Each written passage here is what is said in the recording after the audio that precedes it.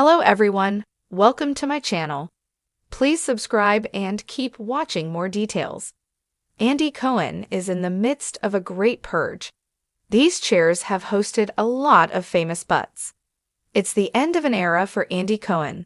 The Real Housewives producer, Watch What Happens Live host, and absolute staple of New York City's West Village, has lived in the same apartment in the trendy neighborhood since 2003, before he even joined Bravo.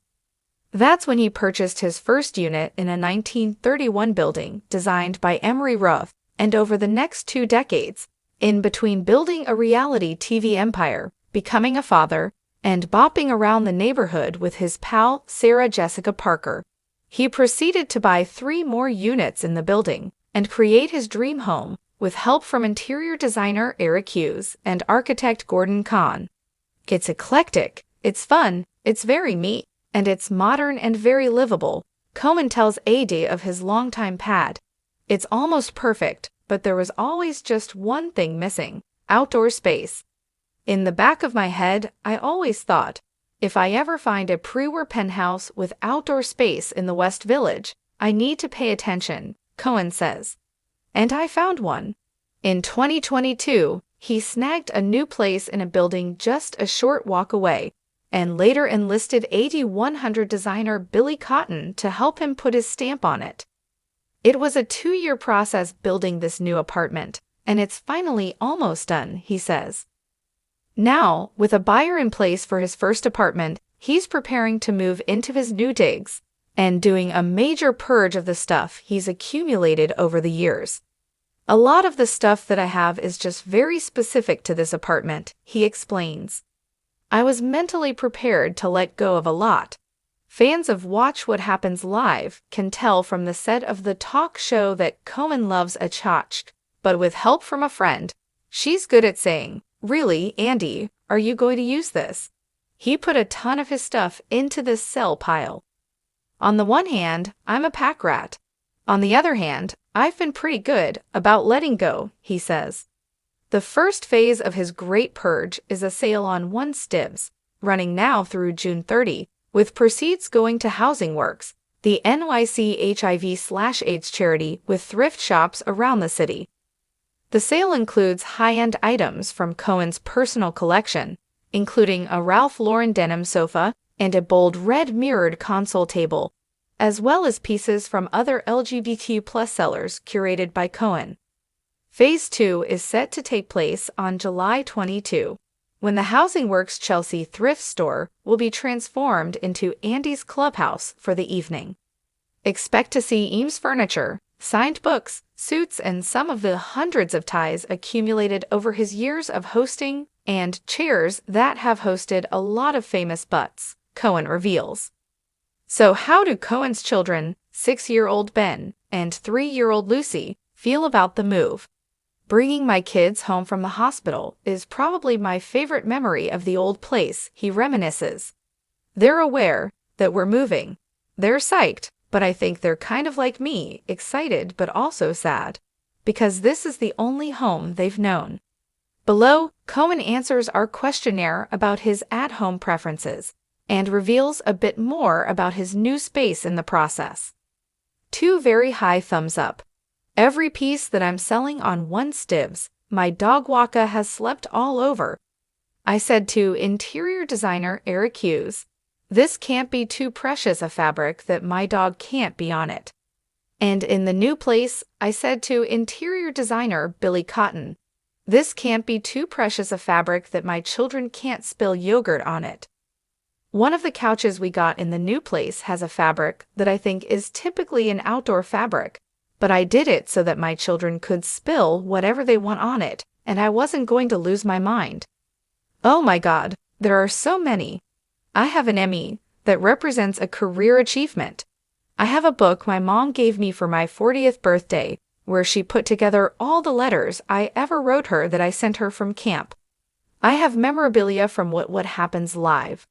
I have a pair of silver vintage dice that Madonna gave me once for my birthday. She came to a joint birthday party that Anderson Cooper and I had, and she got them at Mantiques, or someone got them at Mantiques. Those are very special to me.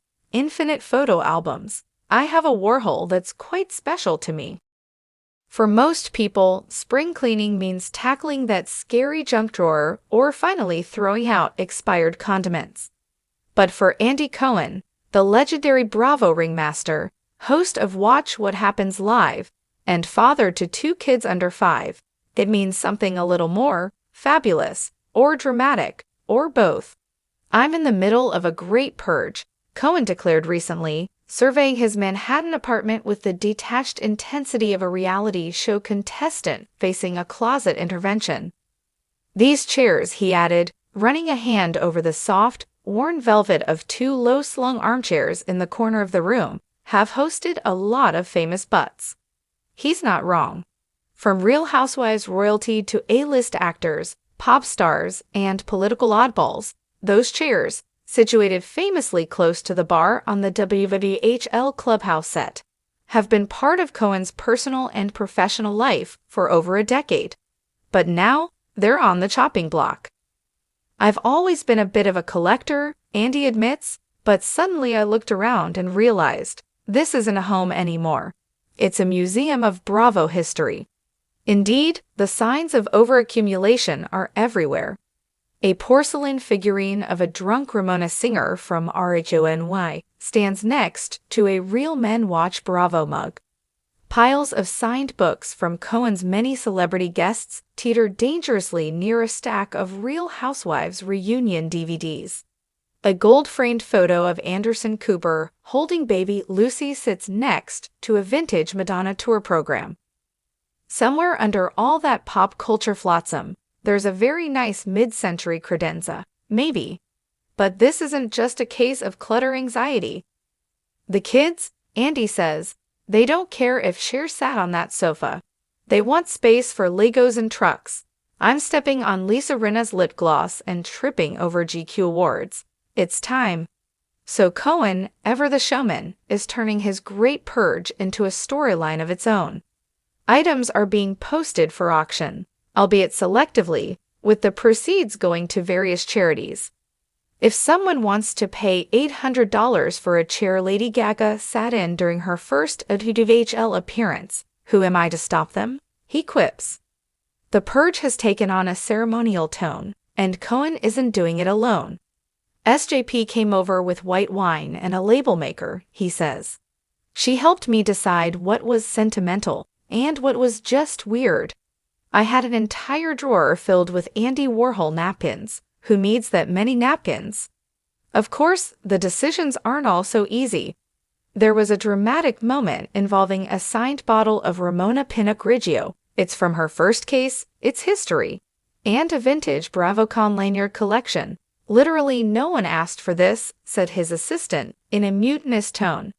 But slowly, piece by piece, the clutter is being conquered.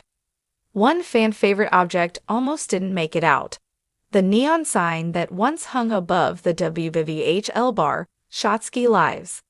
It was iconic, Andy size, but also, it doesn't really go with my kid's dinosaur wallpaper. Still, the purge hasn't dampened his love for the memorabilia entirely. A few select items remain untouched. The Andy puppet from the WWHL holiday episodes, Staying. A pillow hand-embroidered by Erica Jane that reads, "Pretty mess inside," still on the couch. The framed invitation to his first Met Gala, scrawled with a handwritten yes from Sarah Jessica Parker, that's sacred. But for every one item that stays, 5 are headed to a better or weirder home. I'm finding peace in the purge, Cohen says. I'm not Marie Kondoing exactly, but I am asking myself, does this still make me laugh? Does this spark an OMG? Surprisingly, a lot of things do. There's a hot pink robe once worn by Jennifer Lawrence during a game of Plead the Fifth. A broken martini glass from the infamous Teresa Giudice versus Caroline Manzo episode. And somewhere, deep in storage, an unopened BravoCon condom. Limited edition. Andy says, both proud and a little horrified. The Great Purge has also become a journey of reflection. So many memories are tied to this stuff, he muses.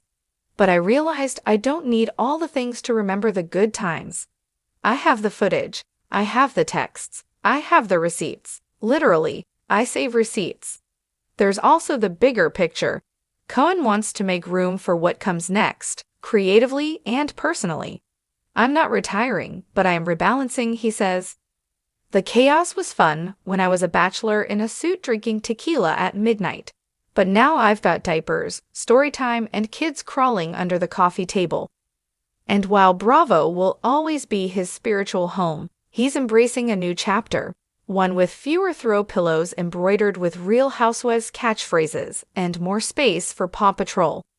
I mean, I can't keep a couch just because Rihanna once spilled Prosecco on it, he laughs. Or can I? No, I can't, right?